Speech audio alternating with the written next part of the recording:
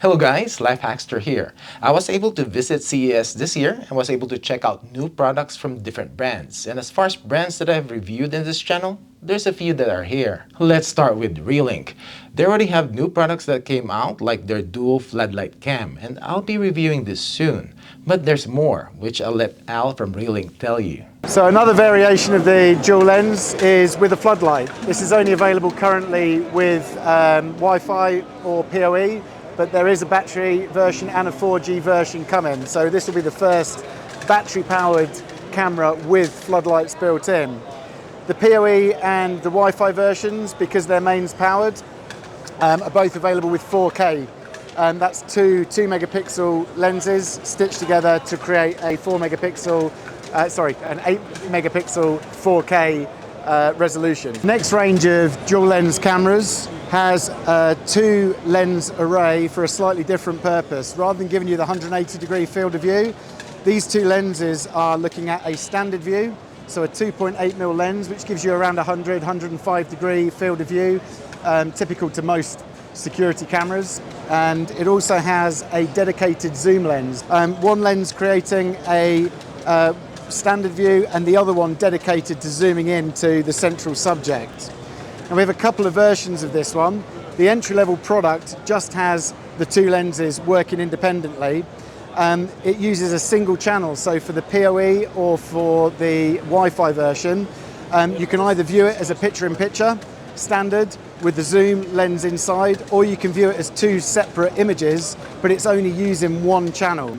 If you want to go back and view the recorded footage, then you can view either independently. So you've got both of those to look back on. Another new camera, and in a slightly different form factor to the TrackMix, is another indoor or outdoor battery-powered pan-tilt zoom.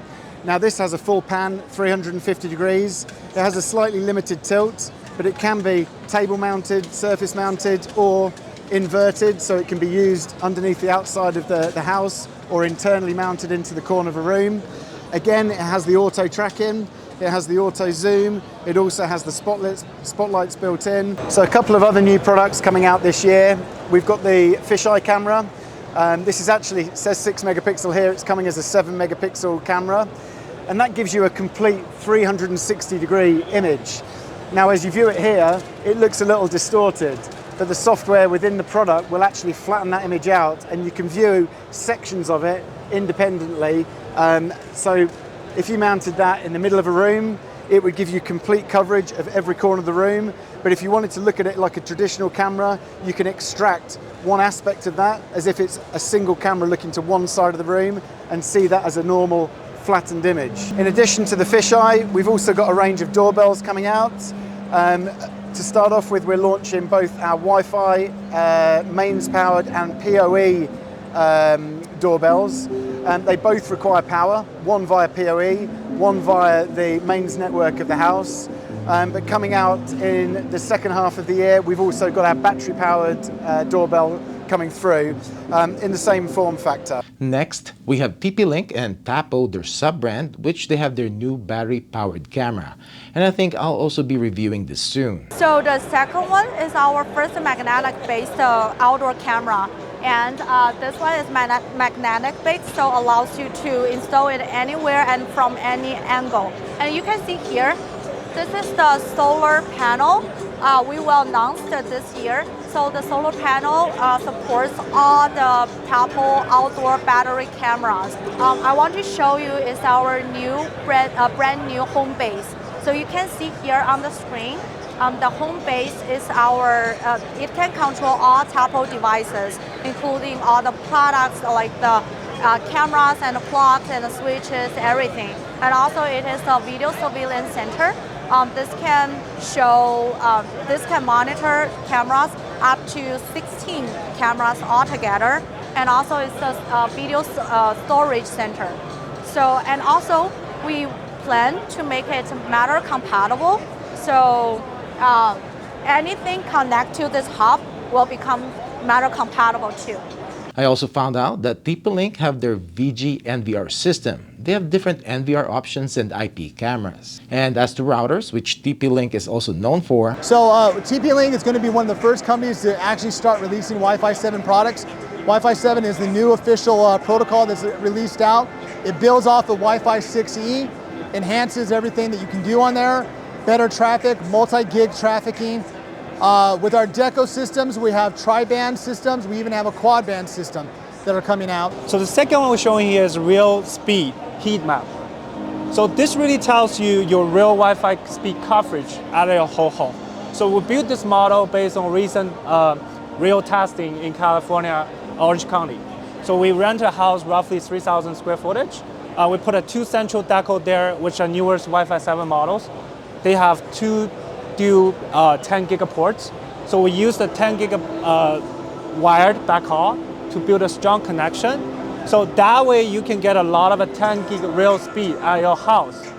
And also, based on our real testing, the whole house can get up to like 5G almost everywhere. So look at the heat map, kind of shows you where you get the 10 gig, where you get the 5 gig. So you have a kind of way to see the speed goes up, goes down. So this kind of could give you an idea if this is your home, where the speed goes through. But really, this is what's amazing about Deco and the Wi-Fi 7.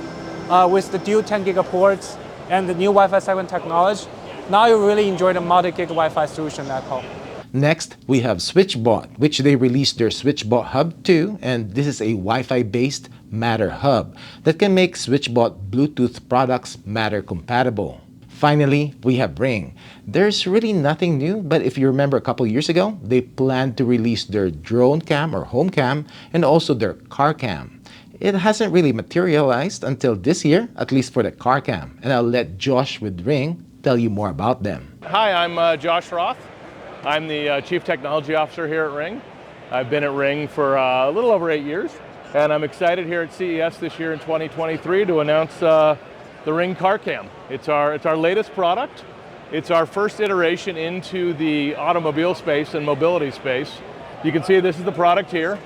The product is intended to be both a multi-camera product that does audio and video, and it shoots both inside and outside of the car at the same time.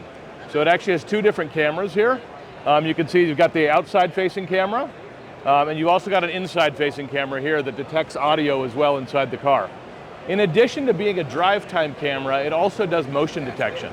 So unlike most other dash cams out on the market, this is a multi-pronged product that is not just for driving and storing video. It'll actually sense what's happening in and around your car. It'll pick up audio, it'll pick up motion if motion happens on your car. It'll alert the user if something is actually moving in the car.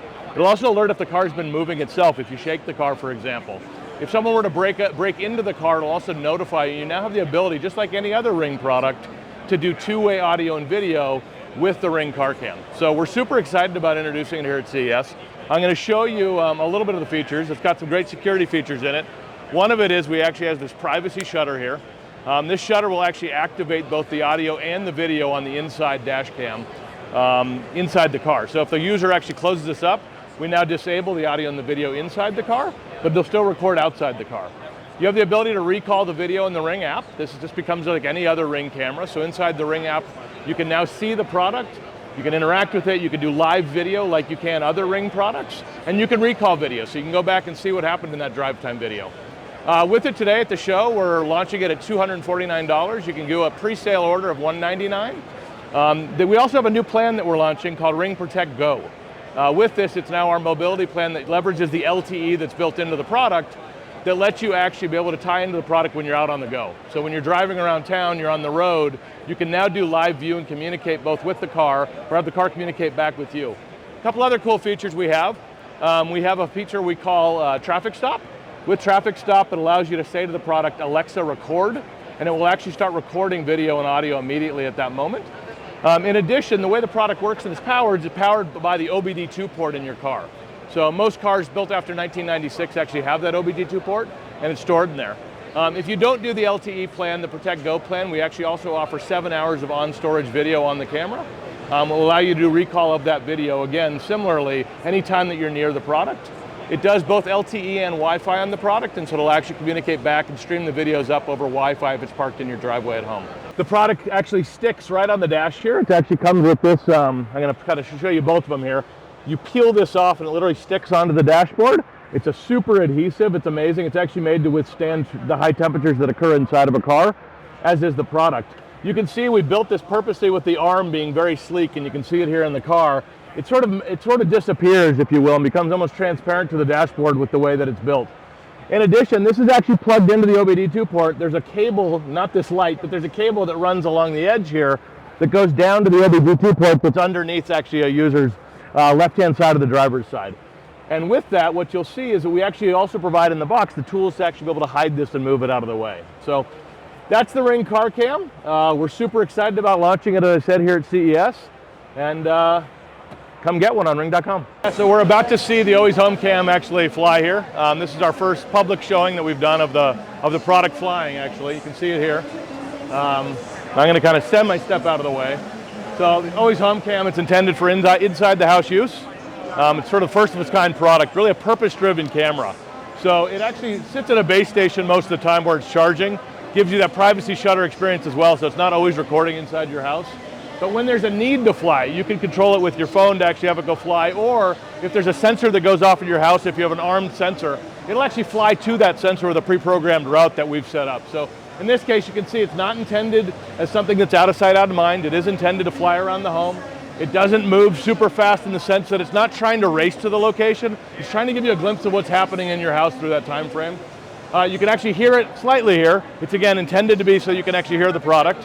It's about the sound of a vacuum cleaner, kind of decibel-wise. And really what it does, it flies a predetermined route based on the sensors you have in your house or where you want it to fly, and then it flies back to a base station and will land itself as well. So that's the product. We're super excited to have it flying here. It's really, as I said, the first time we're doing this in public.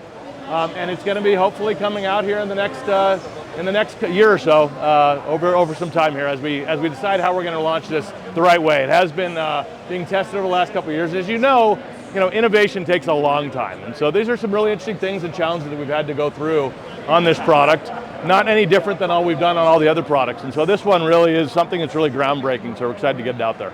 I'll be reviewing the car cam when it comes out and hoping that the home cam will also be released this year. I'm not really sure who the target market is for this product though. Comment below if any or both of these products interest you. Now the brands that as far as I know are not present at CES is Wyze and also Eufy, and I think Arlo too. I'll most likely make another CES video with other brands that I have talked to pretty soon. I just need to sort out the video footages that I got. Anyways, don't forget to give this video a thumbs up and subscribe if you haven't done it yet. Thanks for watching.